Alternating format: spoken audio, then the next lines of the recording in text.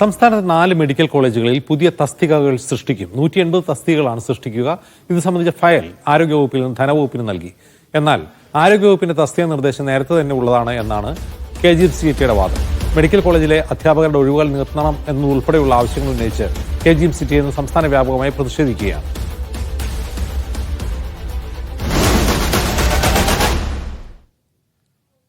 ഈ 150 പോസ്റ്റുകൾ സർക്കാരിലേക്ക് പോയിട്ടുണ്ടെന്നുള്ളത് ഞങ്ങൾക്കും അറിയാം. അത് നമ്മളോട് പറഞ്ഞിട്ടുമുണ്ട്. അത് എത്രയും പെട്ടെന്ന് അംഗീകരിച്ച് അത് ഓർഡർ ആക്കണം. തസ്തികകൾ അംഗീകരിച്ച് അത് ഓർഡർ ആക്കണം എന്നുള്ളതാണ് ഞങ്ങളുടെ ഡിമാൻഡ്. ഇത് നേരത്തെയുള്ള പ്രപ്പോസലാണോ? അത് വൈകിയാണോ ഈ തസ്തിക സൃഷ്ടിക്കൽ? അവിടെ സീറ്റ് വരുമെന്നും ലെറ്റർ ഓഫ് പെർമിഷൻ കിട്ടിയാൽ ഉടൻ തന്നെ തസ്തികകൾ സൃഷ്ടിക്കാമെന്നുമായിരുന്നു ഞങ്ങൾക്ക് ഉറപ്പ് തന്നിരുന്നത്. അപ്പോൾ അങ്ങനെയാണെങ്കിൽ ലെറ്റർ ഓഫ് പെർമിഷൻ കിട്ടുമ്പോൾ എത്രയും പെട്ടെന്ന് തസ്തിക സൃഷ്ടിക്കണം എന്നുണ്ടെങ്കിൽ ഇതിനുള്ള പ്രപ്പോസൽ നേരത്തെ തന്നെ തയ്യാറാക്കി അതിനുള്ള മുന്നൊരുക്കങ്ങൾ ചെയ്ത് റെഡിയാക്കി വെക്കണമായിരുന്നു. അപ്പോൾ ഇതിലുള്ളൊരു കാലതാമസം വരുന്നതാണ് ഞങ്ങളെ വളരെയധികം ആശങ്കയിലാക്കുന്നത്. ഇതിപ്പോൾ NMC അനുസരിച്ചിട്ടുള്ള മിനിമം പോസ്റ്റുകൾ മാത്രമാണ് ഇതിൽ വന്നിരിക്കുന്നത്. മെഡിസിൻ സർജറിയൊക്കെ പോലെയുള്ള കാഷ്വാലിറ്റി ഡ്യൂട്ടിയൊക്കെ എടുക്കുന്ന department round the clock duty എടുക്കുന്നതിൽ അത് പോരാ.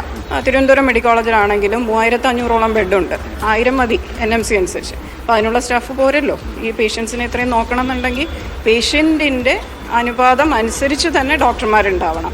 അപ്പം അതും കൂടെ നമ്മൾ ഒരു ദീർഘകാല വീക്ഷണത്തോടു കൂടി പിന്നീട് അത് കറക്റ്റ് ചെയ്യണം എന്നാണ് ഞങ്ങളുടെ ആവശ്യം.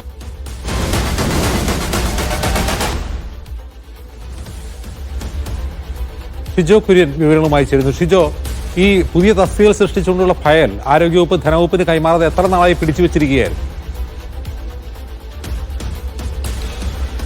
അജിംസ, ഇന്ന് രാവിലെയാണ് നമ്മൾ ഇത് സംബന്ധിച്ചുള്ള കാര്യം സർക്കാർ സംവിധാനങ്ങളിൽ അന്വേഷിച്ചത്. ആരോഗ്യവകുപ്പുമായി ബന്ധപ്പെട്ടുകൊണ്ട് നമ്മൾ അന്വേഷിക്കുമ്പോൾ ആരോഗ്യവകുപ്പ് പറയുന്നത് ആരോഗ്യവകുപ്പ് ഇത് സംബന്ധിച്ചുള്ള കൃത്യമായിട്ടുള്ള ഫയൽ ധനവകുപ്പിന് നൽകിയിട്ടുണ്ട്. ധനവകുപ്പ് അതിനകത്ത് കൃത്യമായിട്ടുള്ള പഠനം നടത്തണം. ആ പഠനം നടത്തി ധനവകുപ്പ് എത്രമാത്രം കണ്ട് ഈ ആരോഗ്യവകുപ്പ് കൊടുത്തിട്ടുള്ള പ്രപ്പോസലുകളെ അല്ലെങ്കിൽ തസ്തിക എത്ര എണ്ണം വേണമെന്ന് പറഞ്ഞുകൊണ്ട് ആരോഗ്യവകുപ്പ് കൊടുത്തിട്ടുള്ള പ്രപ്പോസലിനെ അല്ലെങ്കിൽ ആ ഒരു ഫയലിനെ ആരോഗ്യവകുപ്പ് പഠിച്ച് അതിനകത്തൊരു തീരുമാനമെടുക്കാൻ വേണ്ടി എടുക്കുന്ന ഒരു സമയമാണ് ഇപ്പോൾ ഇങ്ങനെ നീണ്ടു പോകുന്നത് എന്നുള്ള കാര്യമാണ് ആരോഗ്യവകുപ്പ് തന്നെ പറയുന്നത്. എന്തായാലും വകുപ്പ് ഇനിയിപ്പോൾ ആ ഫയൽ അധിക നാൾ നീട്ടിക്കൊണ്ട് പോകില്ല. കാരണം ഇത് ഇനിയിപ്പോൾ അനന്തമായി നീട്ടിക്കൊണ്ട് പോയി കഴിഞ്ഞാൽ മെഡിക്കൽ കോളേജുകളുടെ പ്രവർത്തനം താളം തെറ്റും. കാരണം ഈ അടുത്ത കാലത്താണ് സംസ്ഥാനത്ത് എല്ലാ ജില്ലകളിലും മെഡിക്കൽ കോളേജ് എന്ന് പറയുന്ന ആരോഗ്യവകുപ്പിന് നേട്ടമെന്ന് പറയുന്ന വലിയൊരു പദ്ധതി ആവിഷ്കരിക്കാൻ കഴിഞ്ഞത്. കാരണം എല്ലാ ജില്ലകളിലും മെഡിക്കൽ കോളേജായി. അവസാനം നമുക്കറിയാം ഇടുക്കിയും കോന്നിയിലും മെഡിക്കൽ കോളേജ് വരുന്നു. അതിന് പിന്നാലെ കാസർഗോഡും വയനാട് കൂടി മെഡിക്കൽ കോളേജുകൾ വരുന്നു. അങ്ങനെ എല്ലാ ജില്ലകളിലും കേരളത്തിൽ മെഡിക്കൽ കോളേജായി. മെഡിക്കൽ കോളേജിന്റെ പ്രവർത്തനം സുഗമമായിട്ട് നടക്കണമെങ്കിൽ അവിടെ ഈ പറയുന്ന ഡോക്ടർമാർ വേണം, മറ്റ് എല്ലാ സംവിധാനങ്ങളും വേണം, അവിടെ പഠിക്കാൻ വരുന്ന വിദ്യാർത്ഥികൾക്ക് MBBS വിദ്യാർത്ഥികൾക്ക് പഠിപ്പിക്കാൻ അവിടെ അധ്യാപകർ വേണം, അങ്ങനെ എല്ലാ അടിസ്ഥാന സൗകര്യങ്ങളും വേണം. അപ്പോൾ അത് സംബന്ധിച്ചുള്ള ചർച്ച ആരോഗ്യവകുപ്പിൽ വളരെ കൃത്യമായിട്ട് നടക്കുന്നുണ്ട്. ആരോഗ്യവകുപ്പ് നിലവിൽ പറയുന്നത്, നമ്മൾ അന്വേഷിച്ചപ്പോൾ ആരോഗ്യവകുപ്പ് പറയുന്നത് ഇത് സംബന്ധിച്ചുള്ള ഫയൽ ആരോഗ്യവകുപ്പ് ധനവകുപ്പിന് കൊടുത്തിട്ടുണ്ട്. നിലവിൽ ഇടുക്കി, കോന്നി, കാസർഗോഡ്, വയനാട് ഈ പറയുന്ന 4 മെഡിക്കൽ കോളേജുകളിലേക്ക് 180 തസ്തികകൾ സൃഷ്ടിക്കും എന്നുള്ള കാര്യമാണ് ആരോഗ്യവകുപ്പ് പറയുന്നത്.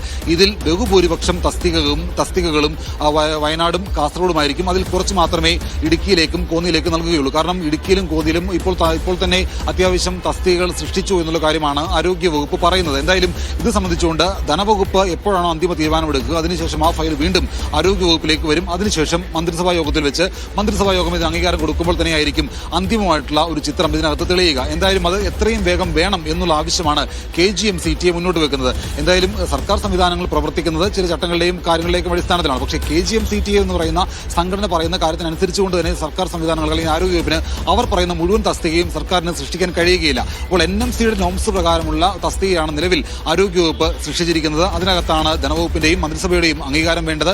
അത് എത്രയും വേഗം ഉണ്ടാകുമെന്നുള്ള പ്രതീക്ഷ കൂടി ആരോഗ്യവകുപ്പ് പങ്കുവെക്കുന്നുണ്ട്.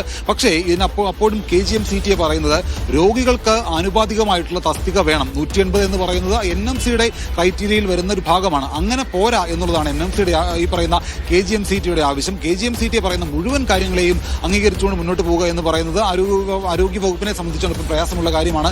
എന്തായാലും അക്കാര്യങ്ങളിലടക്കം വലിയ പ്രതിഷേധവുമായിട്ട് KGM-CET കഴിഞ്ഞ കുറേ നാളുകളുടെ രംഗത്തുണ്ട്. ഇന്നിപ്പോൾ ഞാനിപ്പോൾ നിൽക്കുന്നത് DME ഓഫീസിലാണ്. DME ഓഫീസിലേക്ക് ഈ പറയുന്ന വിവിധ ആവശ്യങ്ങൾ ഉന്നയിച്ചുകൊണ്ട് KGM-CETയുടെ ഒരു പ്രതിഷേധ മാർച്ചും ധർണയുമുണ്ട്.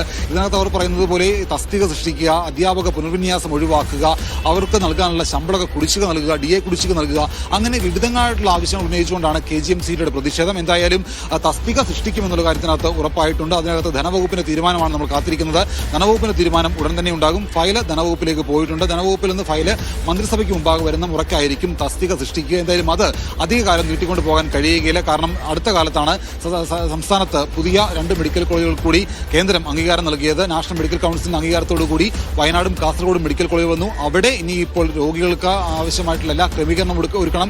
അടിസ്ഥാന സൗകര്യങ്ങൾ വേണം. അവിടെ പഠിക്കാൻ വരുന്ന വിദ്യാർത്ഥികൾക്ക് വേണ്ടിയുള്ള സൗകര്യങ്ങൾ വേണം. അങ്ങനെ അനന്തമായിട്ട് നീട്ടിക്കൊണ്ടു പോയി കഴിഞ്ഞാൽ ആരോഗ്യ രംഗം കൂടുതൽ വഷളാകും. എന്തായാലും KGM-CT അടക്കം ഉന്നയിച്ച ആവശ്യങ്ങളിൽ അനുഭാവപൂർവ്വമായിട്ടുള്ള സമീപനം ആരോഗ്യ വകുപ്പും ഈ പറയുന്ന ധനവകുപ്പും എടുത്തുകൊണ്ട് മന്ത്രിസഭാ യോഗം അതിന് അംഗീകാരം കൊടുക്കും എന്നുള്ള പ്രതീക്ഷ നിലവിൽ ആരോഗ്യവകുപ്പിനുണ്ട്. എന്തായാലും KGM-CTയുടെ ആവശ്യങ്ങൾ ഭാഗികമായിട്ടെങ്കിലും സർക്കാർ അംഗീകരിക്കുന്നു എന്നുള്ളതാണ് നമ്മൾ ഇപ്പോൾ ഈ കാണുന്ന ഇപ്പോൾ പുറത്തു വരുന്ന വിവരങ്ങളിൽ നമുക്ക് മനസ്സിലാവുന്നത്. അജിൻസ്. ശരി, ഷിജോ കുര്യനാണ് വിവരങ്ങൾ നൽകിയത്.